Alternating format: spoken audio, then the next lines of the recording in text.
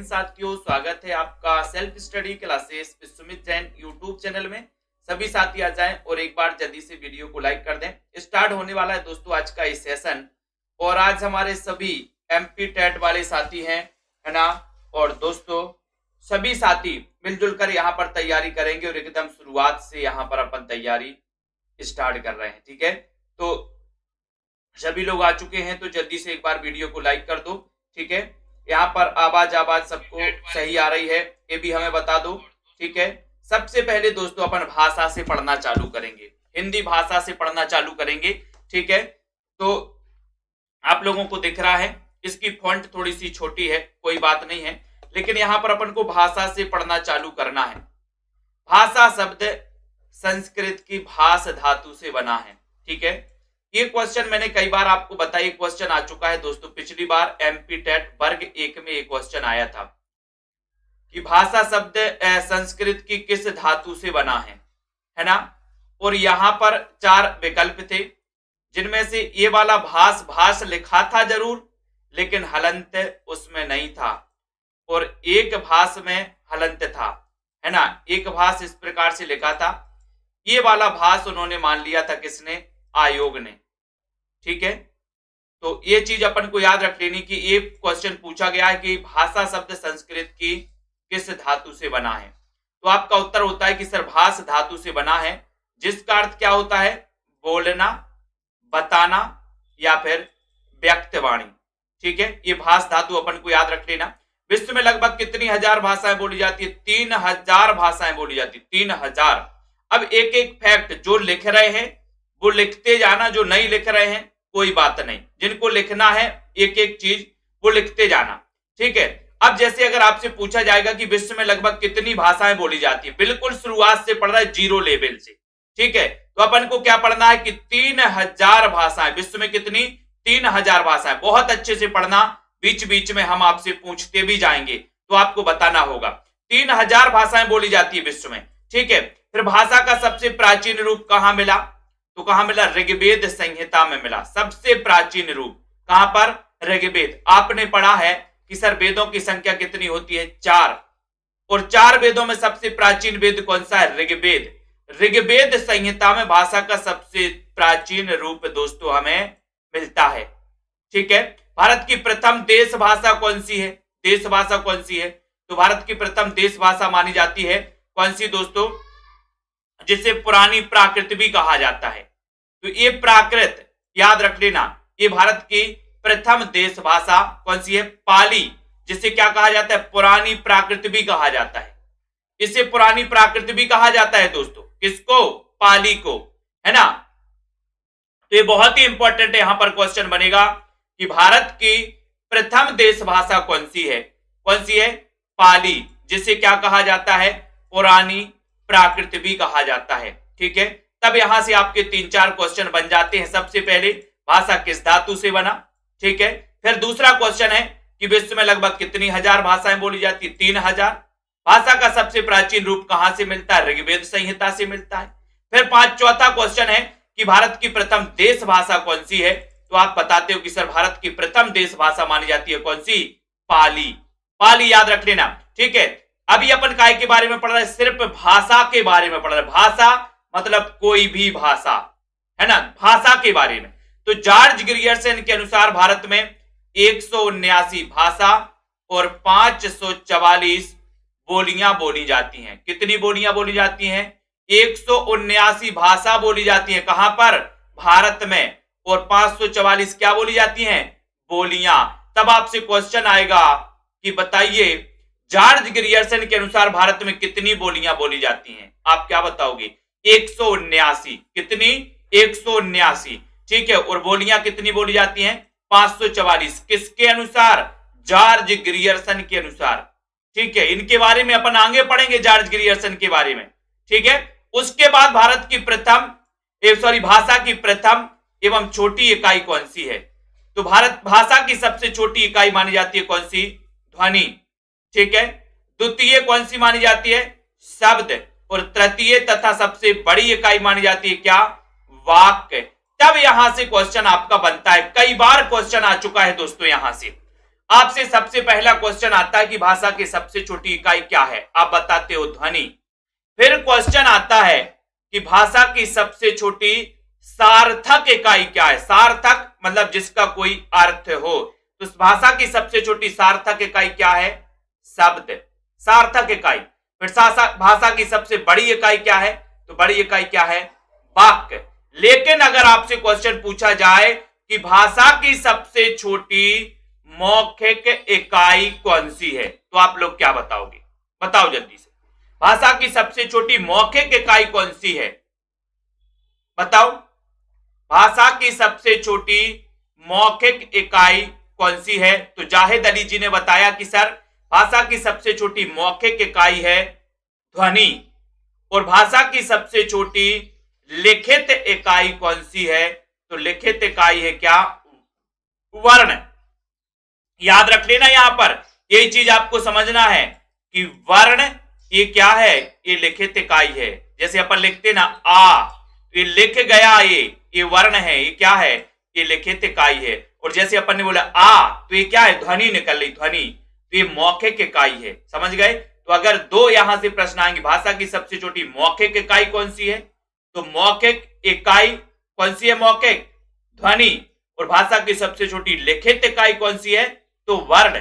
भाषा की सबसे छोटी इकाई कौन सी है? तो दो में से एक ऑप्शन आपको मिलेगा, या तो वर्ण मिलेगा या फिर ध्वनि मिलेगा।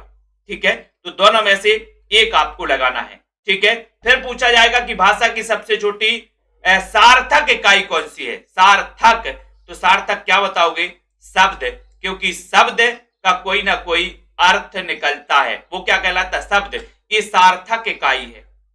ठीक है, फिर मनुष्य की भाषा की उत्पत्ति किस रूप से हुई? सबसे पहले मौखिक रूप से, यानी कि सबसे पहले मनुष्य ने क्या किया? बोलना सीखा। मनुष्य ने क्या किया? सबसे पहले बोलना सीखा। ऐसा तो नहीं कि मनुष्य ने सबसे पहले लिखना ही चालू कर दिया, नहीं। तो मनुष्य की जो भाषा की उत्पत्ति है वो मौखिक रूप से हुई, सबसे पहले मौखिक रूप से। ठीक है, तो ये मौखिक रूप से आपको बताना है। और सबसे पहले पिछली बार एमपी टेट में एक वर्ष आया था वर्ग 1 में कि सर्वप्रथम आधुनिक आर्य भाषाओं का वर्गीकरण किसने किया? ये क्वेश्चन आया था। सर्वप्रथम 1880 ईस्वी में आधुनिक आर्य भाषाओं का वर्गीकरण किसने किया? तो कई लोगों ने ग्रियर्सन लगा दिया था, लेकिन आपको पता होनी चाहिए कि सबसे पहले 1880 ईस्वी में आधुनिक आर्य भाषाओं का वर्गीकरण करने वाले विद्वान कौन है? हॉर्नले। कौन है? हॉर्नले। इन्होंने सबसे पहले दोस्तों आधुनिक आर्य भाषाओं का क्या किया था? वर्गीकरण किया था। किसने?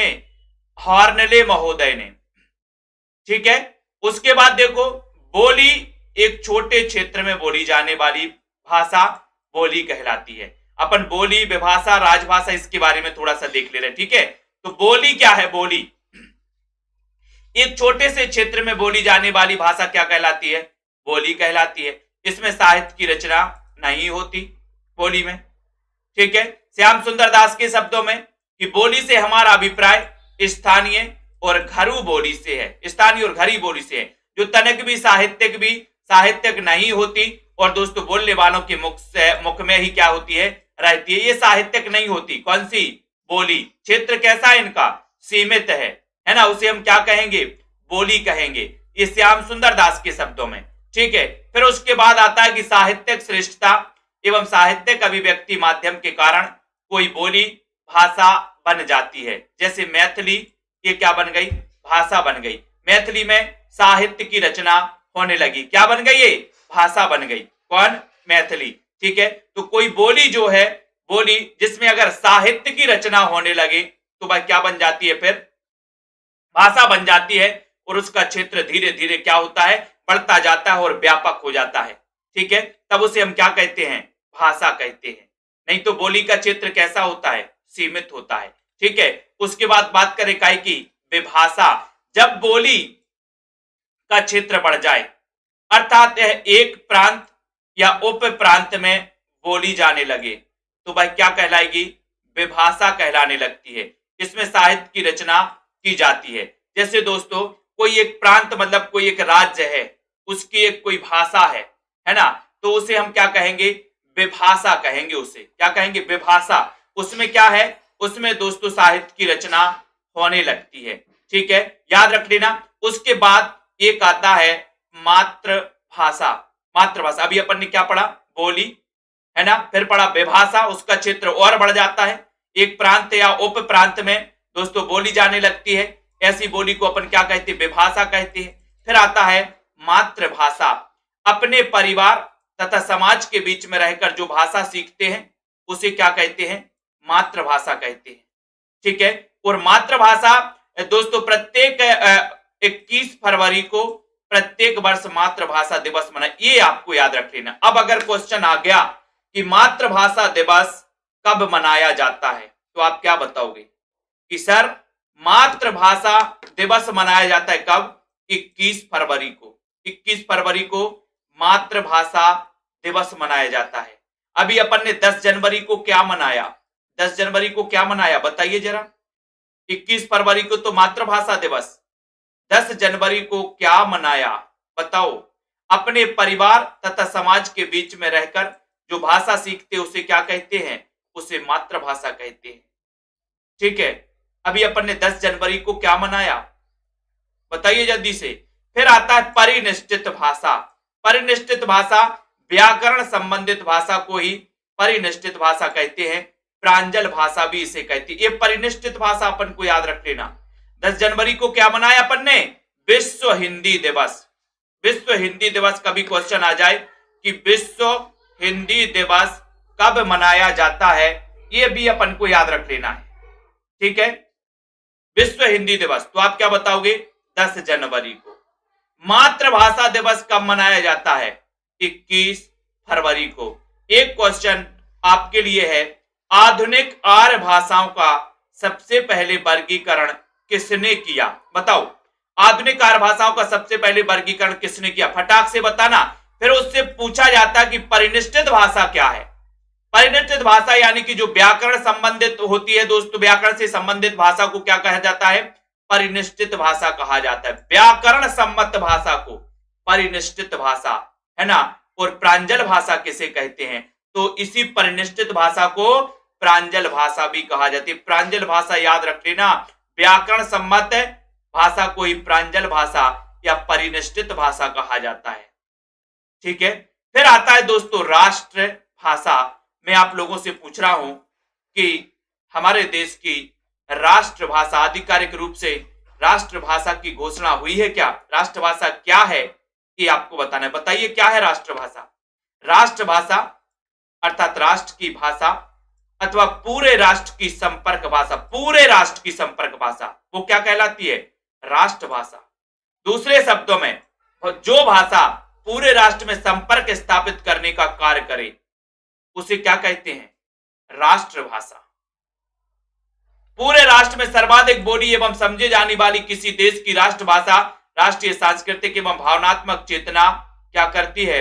उद्भाषित करती है। तो आपको पता है कि हिंदी को क्या है? हिंदी क्या है हमारी? हिंदी राष्ट्रभाषा है क्या? नहीं सर, हिंदी राष्ट्रभाषा के पद पर दोस्तों नहीं बैठ पाई। हिंदी राष्ट्रभाषा अपनी नहीं है, फिर हिंदी क्या है?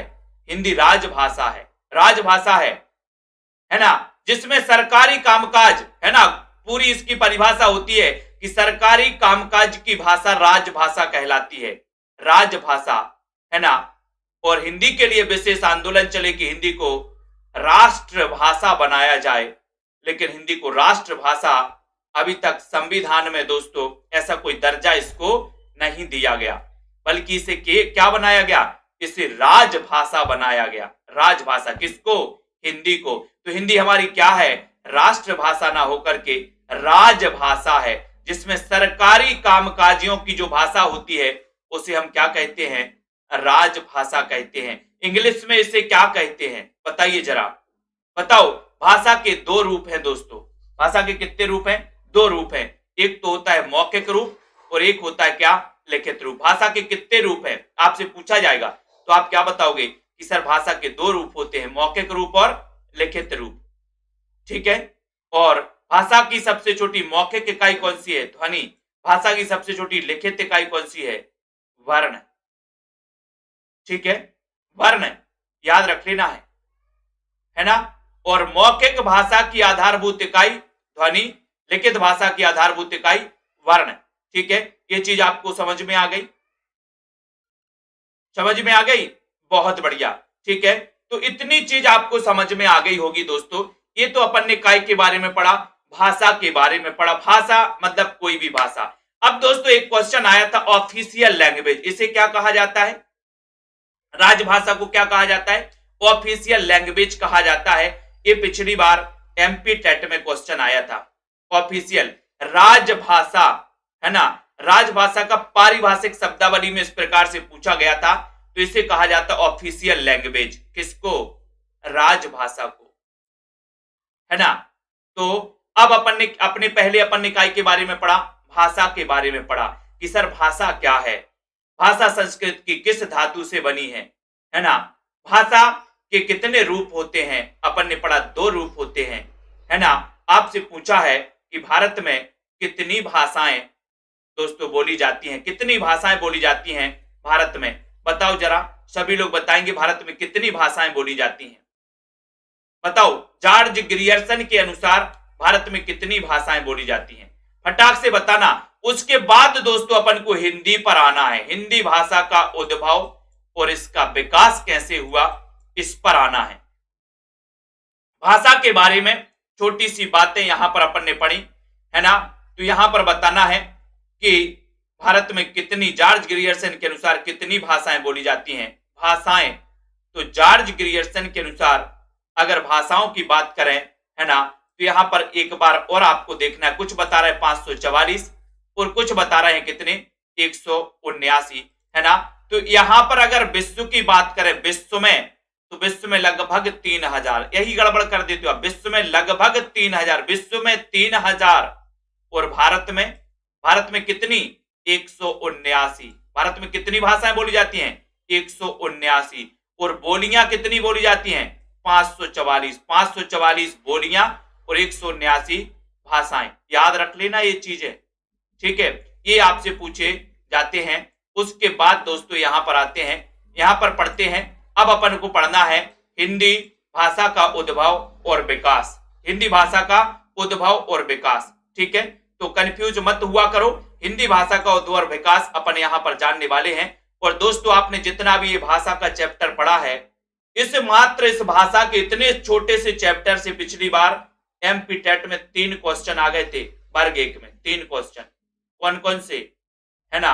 सबसे पहले तो आया था कि भाषा संस्कृत की किस धातु से बना। भाषा का वर्गीकरण सबसे पहले किसने किया? हॉर्नले महोदय ने। फिर क्वेश्चन आया था कि राजभाषा, इसका पारिभाषिक शब्दावली में ऑफिशियल लैंग्वेज। ये 3 शब्द आ चुके थे, 3 प्रश्न, है ना। उसके बाद भारत में दोस्तों हिंदी भाषा का उद्भव और विकास, इसको अपन पढ़ने वाले हैं। तो भारत में भाषा का विकास आर्यों के आगमन से माना जाता है। किसके आगमन से माना जाता है भाषा का विकास? आर्यों के आगमन से। आर्यों के साथ जिस भाषा का विकास हुआ उसे क्या कहते हैं? संस्कृत कहते हैं, संस्कृत। और आर्य भारत में मध्य एशिया से सिंधु द्वार भारत के पंजाब प्रांत में बसे। संस्कृत से जो भी भाषा का विकास हुआ उन्हें हम क्या कहते हैं? भारतीय आर्य भाषा कहते हैं, ठीक है। और भारतीय आर्य भाषा को 3 भागों में बांटा गया। यहां पर सीधा सीधा समझना है कि भारत में भाषा का विकास कैसे हुआ? आर्यों के आगमन से हुआ। और आर्यों के आगमन से जिस भाषा का विकास हुआ उसका नाम क्या था? संस्कृत। और संस्कृत से जिन भाषाओं का विकास हुआ उन्हें हम क्या कहते हैं? भारतीय आर्य भाषा कहते हैं। क्या कहते हैं? भारतीय आर्य भाषा कहते हैं, है ना। और भारतीय आर्य भाषाओं को कितने भागों में बांटा गया? 3 भागों में। एक क्वेश्चन आता है कि भारतीय आर्य भाषाओं को कितने भागों में बांटा गया? 3 भागों में बांटा गया। प्राचीन आर्य भाषा, मध्यकालीन आर्य भाषा और आधुनिक आर्य भाषा। और आधुनिक आर्य भाषाओं का 1880 में सबसे पहले वर्गीकरण किसने किया? तो ये प्रश्न आया था, किसने? हॉर्नले महोदय ने किया, है ना। अपन को याद रख लेना। तो यहां पर आपको क्या समझ में आया कि सर भारत में जो भाषा का विकास हुआ वो आर्यों के आगमन से हुआ। और आर्यों के आगमन से जिस भाषा का विकास हुआ उस भाषा का नाम क्या था? उस भाषा का नाम था संस्कृत। और संस्कृत भाषा से जिस दोस्तों भाषा का जिन भाषाओं का विकास हुआ है उन्हें हम भारतीय आर्य भाषा के रूप में क्या करते हैं, जानते हैं। और आर्य भाषा को, भारतीय आर्य भाषा को कितने भागों में बांटा गया, 3 भागों में बांटा गया।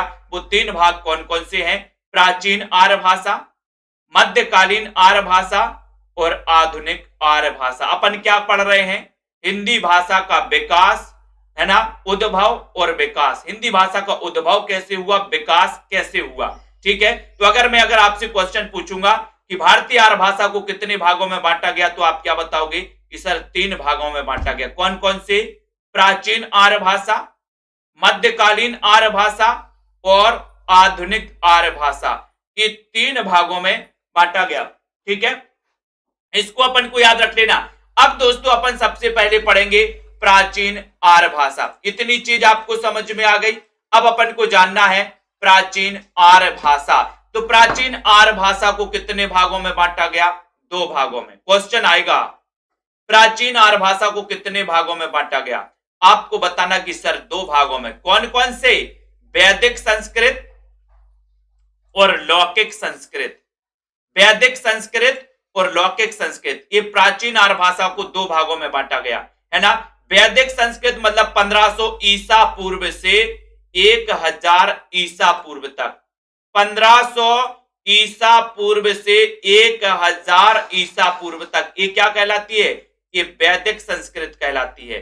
फिर 1000 ईसा पूर्व से 500 ईसा पूर्व तक लौकिक संस्कृत, ठीक है। वैदिक संस्कृत में वेदों की रचना हुई, जैसे ऋग्वेद, सामवेद, है ना, उपनिषद आदियों की दोस्तों किस संस्कृत में रचना हुई, वैदिक संस्कृत में। वैदिक संस्कृत का समय क्या माना जाता है, 1500 ईसा पूर्व से 1000 ईसा पूर्व, ठीक है। लौकिक संस्कृत 1000 ईसा पूर्व से 500 ईसा पूर्व, ये क्या कहलाता है, ये कहलाता है लौकिक संस्कृत, ठीक है। ये चीज आपको पता चल गई, है ना। तो अगर आपसे क्वेश्चन पूछा जाएगा कि बताइए प्राचीन आर्य भाषा को कितने भागों में बांटा गया, तो आप क्या बताओगे, 2 भागों में, ठीक है। फिर क्वेश्चन आता है मध्यकालीन आर्य भाषा को कितने भागों में बांटा गया, तो बताइए, कोई बताएगा मध्यकालीन आर्य भाषा को। तो मध्यकालीन आर्य भाषा को बांटा गया कितने भागों में, 3 भागों में, मध्यकालीन आर्य भाषा को, ठीक है। कौन कौन सी, पाली, प्राकृत और अपभ्रंश, ये 3 भागों में बांटा गया, काय को, मध्यकालीन आर्य भाषा को, ठीक है। तो यहां पर पाली मतलब 500 ईसा पूर्व से 1 ईसवी तक, ये क्या है, पाली का दोस्तों कार्यकाल है। कब तक, 500 ईसा पूर्व से 1 ईसवी तक। एक क्वेश्चन है आप लोगों से, है ना, जो भारत की प्रथम देश भाषा कौन सी है, बताओ भारत की प्रथम देश भाषा कौन सी है, चयन करो जल्दी से। भारत की प्रथम देश भाषा कौन सी मानी जाती है, सभी लोगों को बताना है। अपन क्या पढ़ रहे हैं, मध्यकालीन आर्य भाषा। मध्यकालीन आर्य भाषा को कितने भागों में बांटा गया, 3 भागों में। कौन कौन से, पाली, प्राकृत और अपभ्रंश। पाली को भारत की प्रथम देश भाषा, पाली को भारत की प्रथम देश भाषा माना जाता है, जिसका कार्यकाल है 500 ईसा पूर्व से 1 ईसवी तक, है ना।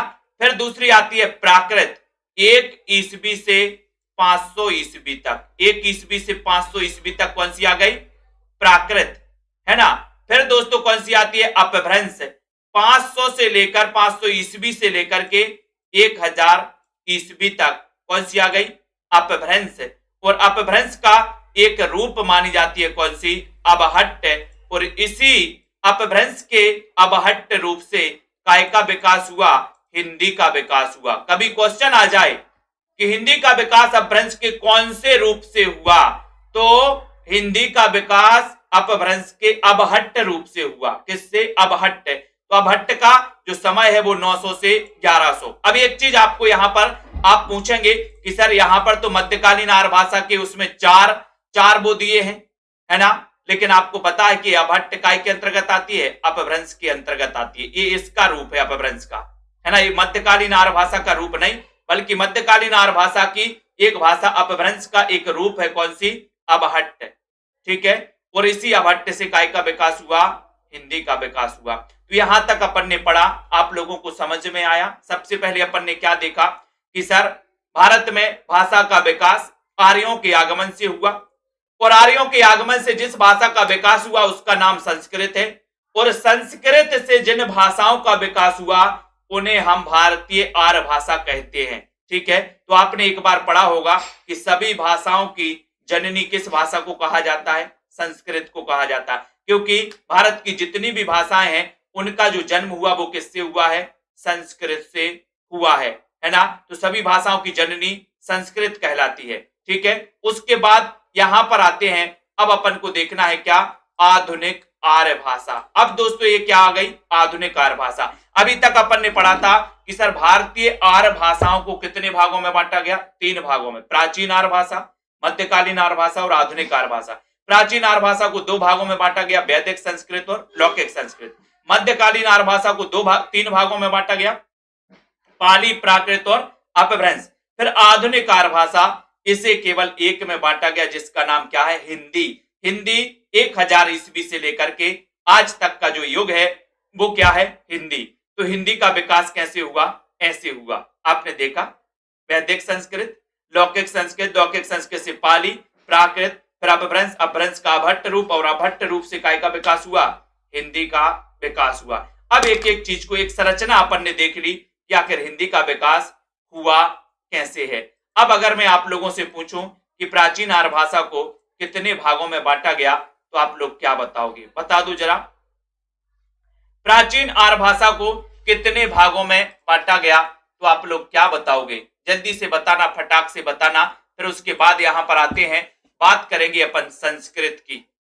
संस्कृत है ना, जो कि दोस्तों अपन को याद रख लेना है, प्राचीन आर्य भाषा। ठीक है, संस्कृत के बारे में अपन देखेंगे।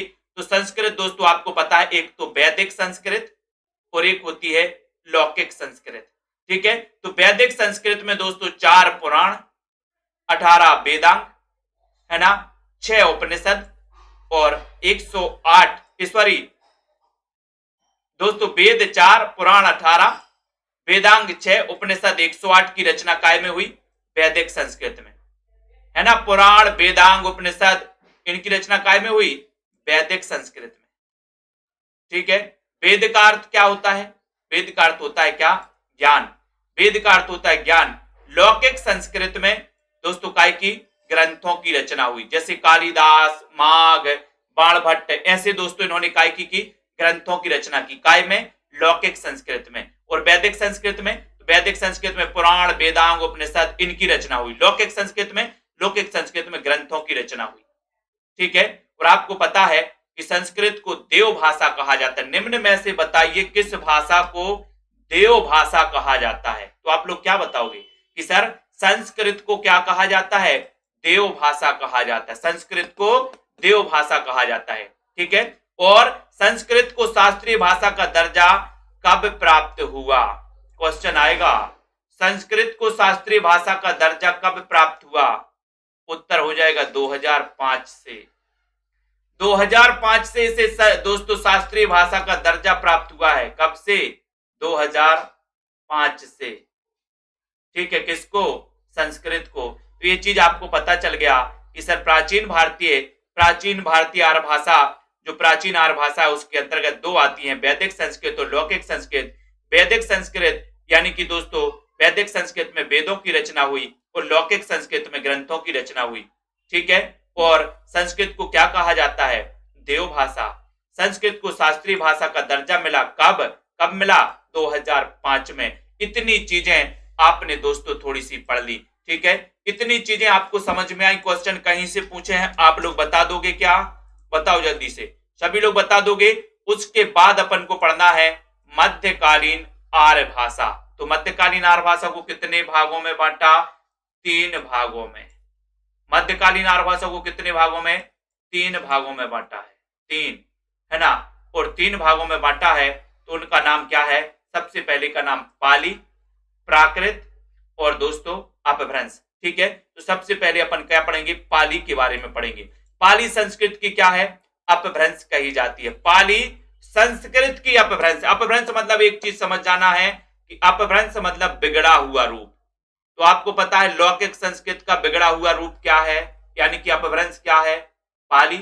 और पाली की अपभ्रंश कौन सी है, प्राकृत। प्राकृत की अपभ्रंश कौन सी है, अपभ्रंश, है ना। और अपभ्रंश का बिगड़ा हुआ रूप अबहट्ट, और उससे दोस्तों हिंदी का विकास हुआ, है ना। तो यहां पर पाली किसकी अपभ्रंश है, संस्कृत की अपभ्रंश है, यानी कि बिगड़ा हुआ रूप है संस्कृत की। ठीक है। पाली भाषा में बुद्ध के उपदेश मिलते हैं दोस्तों। बुद्ध ने उपदेश दिए किस भाषा में, पाली भाषा में, है ना। बौद्ध धर्म की भाषा, पाली भाषा को प्रथम देश भाषा, ये याद रख लेना, ये क्वेश्चन आपके लिए इंपॉर्टेंट है। प्रथम देश भाषा किसे कहा जाता है, पाली को। पाली, पाली का अर्थ होता है ग्रामीण भाषा। पाली का अर्थ क्या होता है, ग्रामीण भाषा। अब आपको बताना है कि पाली का समय क्या है, कब से कब तक पाली, पाली कब से कब तक रही, बताइए जरा। पाली का कार्यकाल, पाली का समय क्या है, बताओ जल्दी से। इसे प्रथम देश भाषा कहा जाता है। बौद्ध धर्म की भाषा भी क्या है, पाली है। बुद्ध ने अपने उपदेश दिए किस भाषा में, पाली भाषा में, है ना। पाली संस्कृत की क्या है, पाली संस्कृत की अपभ्रंश है ना। पाली का अर्थ क्या होता है, पाली का अर्थ होता है ग्रामीण, ग्रामीण होता है पाली का अर्थ है। तो यहां पर आपने पढ़ा था कि सर यहां पर, है ना, ये देखा था कि 500 ईसा पूर्व, 500 से 500, ये कैसे नहीं, 500 ईसा पूर्व, 500 ईसा पूर्व से 1 ईस्वी तक, 500 ईसा पूर्व से 1 ईस्वी तक के काल का है पाली का। फिर 1 ईस्वी से 500 तक, 500 ईस्वी तक, है ना, ये क्या है, प्राकृत। देखो उल्टा चल रहा है, पाली आई तो 500 से 1 आई, फिर 1 से 500 गई कौन, प्राकृत, और 500 से फिर 1000 कौन गई, अपभ्रंश, फिर ईस्वी चालू हो गया, है ना। याद रख लेना, इतनी चीज आपको समझ में आ गई होगी। उसके बाद अपन को देखना है दोस्तों प्राकृत। प्राकृत को पाली का अपभ्रंश कहा जाता है, यानी कि पाली का बिगड़ा हुआ रूप क्या है, अपभ्रंश। ठीक है। प्राकृत भाषा में जैन उपदेश, जैन ग्रंथ लिखे गए दोस्तों। किस भाषा में, प्राकृत भाषा में। कौन से उपदेश लिखे गए, जैन उपदेश लिखे गए, जैन ग्रंथ लिखे गए। ठीक है। प्राकृत भाषा को गांव की भाषा या आमजन की भाषा कहा जाता है, याद रख लेना। गांव की भाषा या आमजन की भाषा किसे कहा जाता है, प्राकृत भाषा को। प्राकृत भाषा को गांव की भाषा या आमजन की भाषा कहा जाता है। ठीक है। राजशेखर ने प्राकृत को मीठी तथा संस्कृत को, ये मोस्ट इंपोर्टेंट क्वेश्चन, कई बार क्वेश्चन आ चुका है कि प्राकृत को मीठी तथा संस्कृत को कठोर किसने कहा है। तो प्राकृत को मीठी और संस्कृत को कठोर कहा है किसने, किसने कहा, राजशेखर ने। राजशेखर, राजशेखर याद रख लेना, क्योंकि बोले सर मीठी और कठोर ये राज करती हैं, क्या करती, मीठी और कठोर राज करती, राजशेखर। प्राकृत को गांव की भाषा या आमजन की भाषा कहा जाता है, गांव की भाषा या आमजन की भाषा, है ना। जैन उपदेश या जैन ग्रंथ किस भाषा में लिखे गए, प्राकृत भाषा में।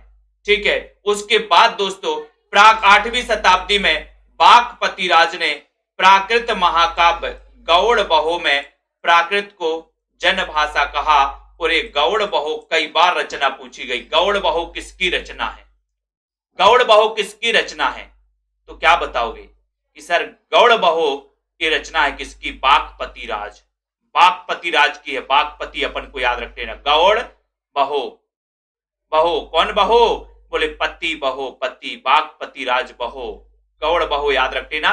क्वेश्चन आएगा आपके पेपर में, गौड़ बहो किसकी रचना है, आपको लगाना बागपति राज। ठीक है। प्राकृत संस्कृतम तत्र भवम तत् आगतम बा प्राकृतम, ये दोस्तों किसने कहा, हेमचंद्र ने कहा। हेमचंद्र जिन्हें प्राकृत का पाणिनि कहा जाता है। आपसे क्वेश्चन आएगा प्राकृत का पाणिनि किसे कहा जाता है, हेमचंद्र को। हिंदी का पाणिनि किसे कहा जाता है, किशोरीदास वाजपेयी को, है ना। और हिंदी व्याकरण का पाणिनि किसे कहा जाता है, कामता प्रसाद गुरु को। संस्कृत का पाणिनि किसे कहा जाता है ना। संस्कृत का तो पाणिनि पाणिनि है ना, तो याद रख लेना। तो यहां पर प्रकृत संस्कृतम तत्र भवम तत् आगतम व प्राकृतम, ये कहा था हेमचंद्र, और हेमचंद्र को प्राकृत का पाणिनि कहा जाता है। हेमचंद्र याद रख लेना, इन्होंने एक ग्रंथ लिखा था जिसका नाम था हेमचंद्र शब्दानुशासन। हेमचंद्र शब्दानुशासन, ये ग्रंथ कई बार पूछा जाता है। शब्दानुशासन किसका ग्रंथ है? शब्दों का अनुशासन बोले हम होम पर करते, होम, हेमचंद्र, होमचंद्र, होमचंद्र, तो हम शब्दों का अनुशासन कहां करते? होम पर करते, होम। तो होमचंद्र या हेमचंद्र। और प्राकृत की तृतीय अवस्था को अपभ्रंश या अवहट्ट कहा जाता है। प्राकृत की तृतीय अवस्था को क्या कहा जाता है? अपभ्रंश या अवहट्ट कहा जाता है। तो यहां से ये चीजें आपको पता चलना है कि सर प्राकृत है ना, प्राकृत 500 ईस्वी से लेकर के, सॉरी 1 ईस्वी से लेकर के 500 ईस्वी तक का जो काल है वो प्राकृत का काल था। जैन उपदेश या जैन ग्रंथ प्राकृत भाषा में लिखे गए। पाली का अपभ्रंश मानी जाती है कौन सी? प्राकृत। और प्राकृत को दोस्तों आमजन या गांव की भाषा कहा जाता है, गांव की भाषा। और प्राकृत को मीठी तथा संस्कृत को कठोर कहा किसने? राजशेखर ने, राजशेखर। और प्राकृत का एक ग्रंथ है कौन सा? गौड़ बहो। गौड़ बहो ये किसकी रचना है? ये रचना किसकी? बागपति राज। और हेमचंद्र की शब्दानुशासन कई बार पूछी। शब्दानुशासन किसका ग्रंथ है? हेमचंद्र। प्राकृत का पाणिनि किसे कहा जाता? हेमचंद्र को, है ना। उसके बाद प्राकृत के महाकाव्यों में प्राकृत की कुछ रचनाएं यहां पर अपन पढ़ने वाले हैं। जैसे दोस्तों सेतु बंध। सेतु बंध किसकी रचना है? सेतु बंध प्रबर सेन। प्रबर सेन, ये भी अपन को याद रखते ना। सेतु, सेतु बांध बनाया बोले किसने? प्रबर सेन ने। सेतु बंध, सेतु बंध प्रबर सेन। गौड़ बहो, गौड़ बहो, बहो बागपति राज। कुमारपाल चरित हेमचंद्र की रचना कई बार पूछी गई। कुमारपाल चरित के रचनाकार कौन है? हेमचंद्र। कुमारपाल चरित के रचनाकार कौन है? हेमचंद्र। लीला वह, लीला वह किसकी रचना है? ये दोस्तों कोतूहल। और जब लीला होती है ना तो कोतूहल होती है। आप देखते होंगे कृष्ण लीला देखी आपने, राम लीला देखी, तो क्या होता है? बोले सर राम लीला देखने जाओ या कृष्ण लीला देखने, कोतूहल होता है, कोतूहल, है ना। सब लोग क्या करते? हल्ला करते हैं, है ना। तो लीला वह है, लीला होती है तो कोतूहल। तो ये रचना किसकी है? कोतूहल की है ना। पयोमचर्य, चर्य है यहां पर, पयोमचर्य विमल सूरी की रचना है। एक पयोमचर्यु रचना है किसकी? स्वयंभू की। पयोमचर्यु स्वयंभू की है और पयोमचर्य ये विमल सूरी की है। जो भी हमारे साथी नए हैं बिल्कुल संयम बना के रखना, धैर्य से आराम से पढ़ना, सब समझ में आएगा, कोई बड़ी बात नहीं है। साहित्य आपको मजा आएगा। 1-2 क्लासों में आप ये नहीं समझना कि सर मुझे समझ में नहीं आ रहा, है ना। और जिसको ना समझ में आए मुझे बताना कमेंट में। पयोमचर्य की रचना किसकी है? विमल सूरी। और यहां या की जगह अगर ऊ होता, ऊ, पयोमचर्यु, तो स्वयंभू हो जाते, स्वयंभू, है ना। याद रख लेना। सुर सुंदरी, सुर सुंदरी चर्य धनेश्वर सूरी। पुलिसर सूर्य की सुंदरी, ये तो धनेश्वर है, ये तो धन है इसके पास, धनेश्वर है। सुर सुंदरी कैसी है? बोले धनेश्वर है सर, धनेश्वर, है ना। वसुदेव हिंडी, है ना, ये संगदा रागड़ी, संगदा, बोले वसुदेव हमारे क्या है? संग है, संगदा रागड़ी, संगदा रागड़ी की रचना है वसुदेव हिंडी, संगदा रागड़ी। अब आपसे अगर क्वेश्चन आएगा सेतु बंध किसकी रचना है, आप बताना। प्रबर सेन, प्रबर, बोले सेतु बंध बहुत प्रबर है, प्रबर, प्रबर सेन, है ना। गौड़ बहो, बहो कौन बहो? बोले बागपति राज बहो। काय में बहो? नदी में बहो, नदी में बहो। कौन बहो? बागपति राज। कुमारपाल, कुमारपाल ये कहां रहते? बोले सर होम पर रहते, होम। तो होमचंद्र या हेमचंद्र। कुमारपाल चरित। और एक कुमारपाल प्रतिबोध है। कुमारपाल चरित हेमचंद्र की रचना है। कुमारपाल प्रतिबोध किसकी है? बताओ। कुमारपाल प्रतिबोध किसकी है? बताओ जल्दी से। पयोमचर्य विमल सूरी, पयोमचर्य। सुर सुंदरी धनेश्वर है, ये तो धनेश्वर सूरी। वसुदेव हिंडी संगदा रागड़ी, संगदा। वसुदेव तो हमारे बोले संगदा है, संग है, संग है कौन? वसुदेव। ये भी अपन को याद करना है, ठीक है। अब आपसे पूछा गया है कुमारपाल प्रतिबोध के रचनाकार कौन है? कुमारपाल प्रतिबोध के रचनाकार कौन है? सभी लोग बताना जरा। उसके बाद यहां पर आते हैं दोस्तों कि अपभ्रंश को बिगड़ी हुई, है ना, अपभ्रंश को बिगड़ी हुई भाषा किसने कहा है ना। ठीक है, यहां पर आता अपभ्रंश को बिगड़ी हुई भाषा कहा जाता है। अपभ्रंश को क्या कहा जाता है? बिगड़ी हुई भाषा। प्राकृत का पाणिनि किसे कहा जाता है? हेमचंद्र को कहा जाता है। हेमचंद्र ने शब्दानुशासन ग्रंथ लिखा था, शब्दानुशासन। ये शब्दानुशासन बहुत ही इंपॉर्टेंट है, तो आपको पता है ना कि सर कुमारपाल प्रतिबोध ये रचना सोमप्रभ सूरी की है। बहुत बढ़िया इंद्र रेखा जी, कुमारपाल प्रतिबोध किसकी रचना है? सोमप्रभ सूरी की, ठीक है। और प्राकृत का पाणिनि हेमचंद्र ने कौन सा ग्रंथ लिखा? शब्दानुशासन ग्रंथ लिखा, शब्दानुशासन, है ना। अपभ्रंश को क्या कहा जाता है? बिगड़ी हुई भाषा कहा जाता है, ठीक है। तो यहां तक अपन ने पढ़ लिया है। अब आपको मैं शेड्यूल बता दे रहा हूं कि 5 बजे अपन हिंदी भाषा पढ़ेंगे, ठीक है। और दोस्तों अपनी जो अगली क्लास होगी वो 6:30 बजे क्लास होगी। इसमें अपन को गद्य साहित्य पढ़ना है। क्या पढ़ना है? गद्य साहित्य, यानी कि नाटक, निबंध, उपन्यास, ये अपन को गद्य साहित्य। 6:30 वाली क्लास में गद्य साहित्य और 5 वाली क्लास में पद्य साहित्य, ठीक है। तो जहां से ये लिंक मिली है वहीं पर लिंक मिलेगी आपको काय की 6:30 बजे लिंक मिलेगी, जिसमें अपन पढ़ेंगे गद्य साहित्य को, ठीक है। तो 5 में अपन को पद्य पढ़ना है और 6:30 में गद्य पढ़ना है, ताकि दोनों चीजें आपकी क्या होती जाएं? कवर होती जाएं, ठीक है। तो सभी साथियों को धन्यवाद। कैसा लगा सेशन दोस्तों आप लोगों के लिए? इतनी सारी चीजें अपन ने हिंदी भाषा के विकास में पढ़ी और हिंदी और भाषा का विकास किस प्रकार से हुआ इसको अपन ने जाना, ठीक है। तो पूर्णतः सक्रिय रूप से आप लोग क्लास अटेंड करें रोज, ठीक है, इसी प्रकार से। और शाम को 5 बजे और शाम को 6:30 बजे, ठीक है। तो बहुत बढ़िया, सभी लोगों को सारी चीजें आपको समझ में आने लगेंगी। एक एक करके अपन पढ़ रहे हैं, जीरो लेवल से पढ़ रहे हैं, आपको सब समझ में आएगा, ठीक है। बहुत बढ़िया, धन्यवाद।